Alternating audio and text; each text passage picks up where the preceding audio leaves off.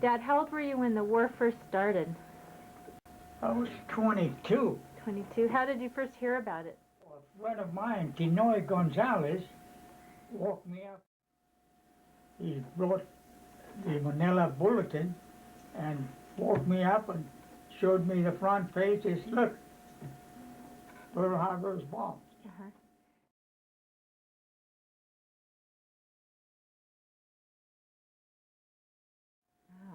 They flew right on top of the Manila, city of Manila. All the bombers out there on the process of bombing Cavite, Cavite Navy Yard. I was still a civilian then, doing the service until December 13, 1941. Did your dad go back into the service too? Grandpa Breslin? Your grandpa Yeah. was the outside constructing superintendent of Fort McKinley. He worked for the Quartermaster Corps, U.S. Quartermaster Corps, and he was building the buildings out there outside. So he was the head of the construction out there. He followed the army through the U.S. Quartermaster Corps. The Japanese landed in Lingayen Gulf, and they were trying to come into Manila. And when I joined the service, I was sworn in December 15th, and by the Christmas time, before Christmas, we scooted on down to Bataan. The whole U.S. Army and the Philippine Army troops, they all congregated in the Bataan Peninsula, and also in Corregidor. December 23rd, I believe it was, when we moved out of Manila. Is that when you were captured? Well, we didn't get captured. We were ordered to surrender. The general of the army, General King, he went through the lines and put up an unconditional surrender for the army in the peninsula of Bataan, and they keep retreating until we got to kilometer 156. And at that night, we were ordered that the next morning the surrender was coming up, and the Japanese troops were going to meet us, and that's exactly what happened. When I was in Bataan, I met a Philippine Army lieutenant, a friend of the family, and he told me, Dick, do you know that your dad is here?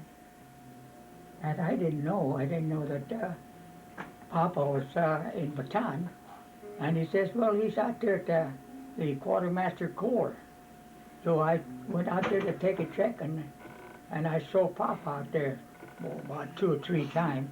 The last time I saw him, I told him that we were going back to the front lines because they just broke the line in Samat, and we had to reinforce that line. And it was about, I would think about April 3rd or April 4th, about 4 or 5 days before we were taken prisoners.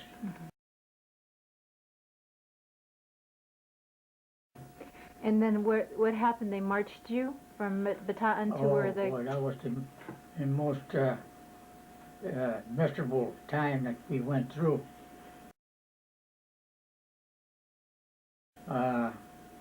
From kilometer 156, the Japanese moved us back on down to Maribeles, which was kilometer 194. From 156, 194, you know, that's going back to the peninsula. And from there, they got us all on the roadway, the whole prisoner of war, while they're reinforcing their army with their guns and all that, bringing it into the peninsula. They were afraid of Corregidor shooting back. So they had us as the defense. While we're marching through, they're bringing their guns in. No, well, you could hear the motors, the 14-inch motors of Corregidor flying over us. It's like a locomotive motor. You know, it sounds like a big thunder. and it goes over your head. Well, that's nothing. You get used to it when you went through the war and you get shot at and you get mortar fire and what have you. It's a lot different than that gun. That shell is nothing. It's those mortars that scares the heck out of you. Yeah, they marched it from 194 all the way to kilometer 69, which is San Fernando. Oh, that's where they put us on a cattle train. Wow. They put us on a cattle train. They just throw us in the train, you know, like a bunch of cattle. I had a general on a full cattle right out there standing with us. And it took us all the way to Camp O'Donnell in Tarlac. Okay. That's where the first concentration camp was, in Tarlac. I had a friend, another part market, Humphrey O'Leary, was out there in the latrine having diarrhea and dysentery, and I thought he'd never make it. And they pulled us out. The good guys that were a little healthy, they pulled us out of that concentration camp and moved us down to camp number 1 in Cabanatuan, Nueva Ecija.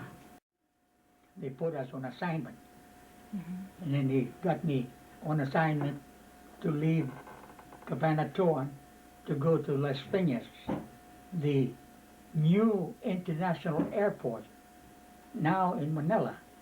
We started that. That was your assignment? We built that up from the scratch. We were on the construction side. We were building the airport. And I was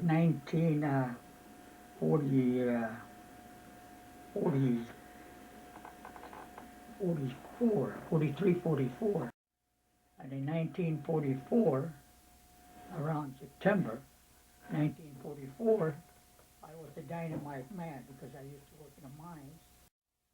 And I was sticking a hole in this gelatin dynamite and putting a fuse on there, about 3 fuse, to blast the quarry on the River Creek. And here's this Japanese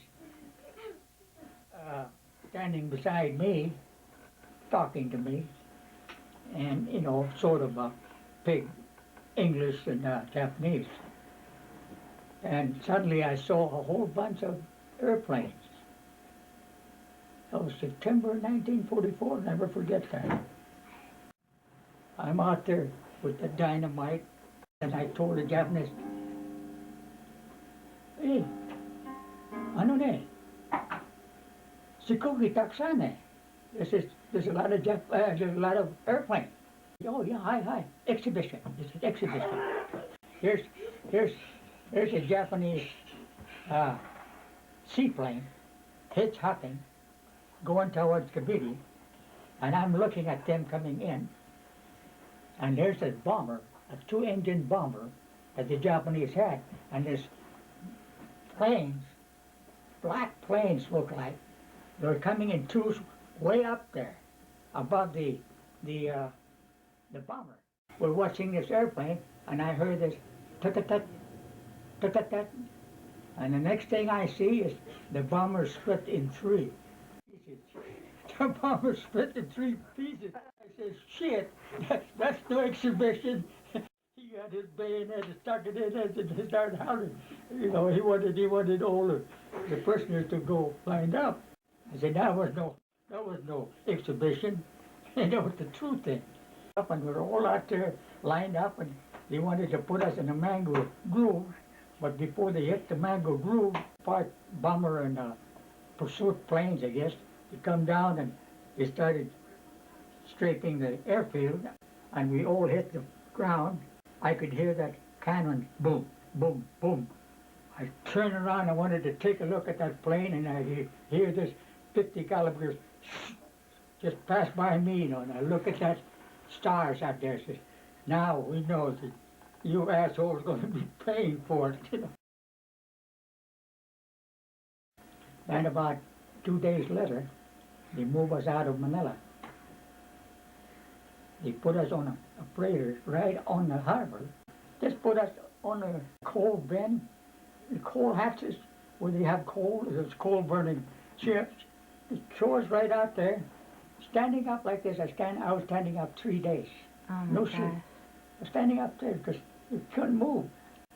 And finally, guys wised up and eased up by tying shelter hats on the side of the skin of the ship, and it kind of loosened up where you can sit down, between People? between laps. Wow. And that's how we were. They put us out there for 3 days expecting the Americans to come back and, I guess, dive bomb and kill us all. Out of that ship, there was 400. There's 400 leftover English, from another ship that was sunk outside the Manila side, on the other side of Bataan, and they put this guy's right back on that ship, and we were out there for 38 days. 38 days, and we landed in Formosa after 38 days. 38 days. There was nothing to eat. They give you, a canteen cup, rice mixed with kvass and what have you, and that's it. And when we got to Formosa, there's people in there were spitting on us and throwing shit at us, because, American prisoners. And then the Americans started strafing that area again. They move us out of Formosa and followed China Sea all the way to Muji, Japan.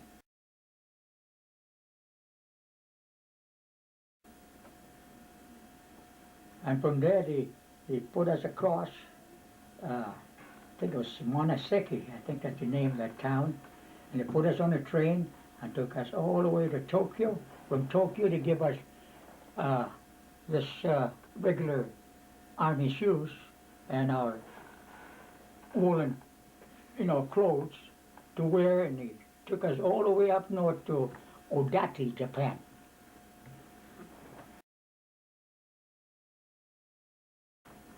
That's where I stayed from 1945. That was winter of 1945. Was the first time I ever tasted winter. And talk about winter up there. My fingers were like needles. It was so cold.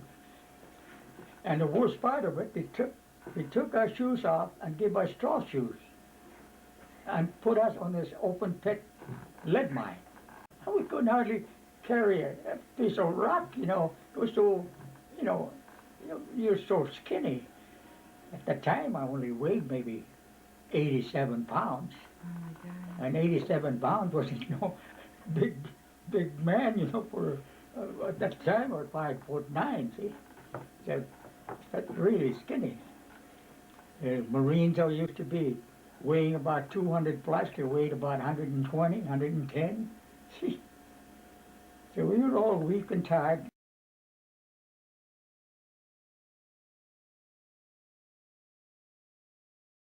About August of 1945, while we're pushing this ton cars, taking this rocks and what have you from the open pit find and dumping it on the side of the hill, you can hear from the town, from the town that was close by, somebody talking. Major person that's talking to the people in the town. So we asked the Japanese as to who's that guy that's talking out there. He said, that's number one. So there was Hirohito getting the people adjusted to what is going to happen by that time. See? That was August. See? So August they were sending their peace envoys to Philippine Islands, I think, to MacArthur, for peace. So by August 15th, the war was over. We didn't know about it until they pick up a paper. Some Australian officer that was in that base with us knew how to read Japanese. He got this Japanese paper, and it showed that the war was over. But the commandant Japanese commandant in that camp didn't tell us anything about it. Somewhere around the end of August, we was out there, but they told us after that August, you know, when the war was over, that we're not working in the mine anymore.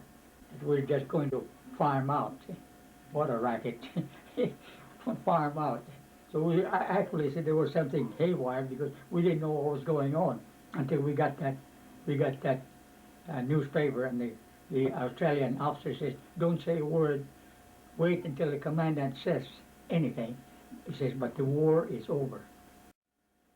So somewhere around the end of August, when the commandant rounded us all up on the outside of the camp and told us in Japanese, you know, we'd always count in Japanese, and he'd talk to us in Japanese.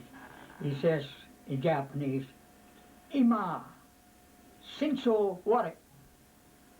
He says, "Now, today, the war is over. Shinso ware is over. The war is over." So we understood right quick, you know, that everything was okay. Now it's just the Americans and the Japanese are friends again. Yes, he's full of shit.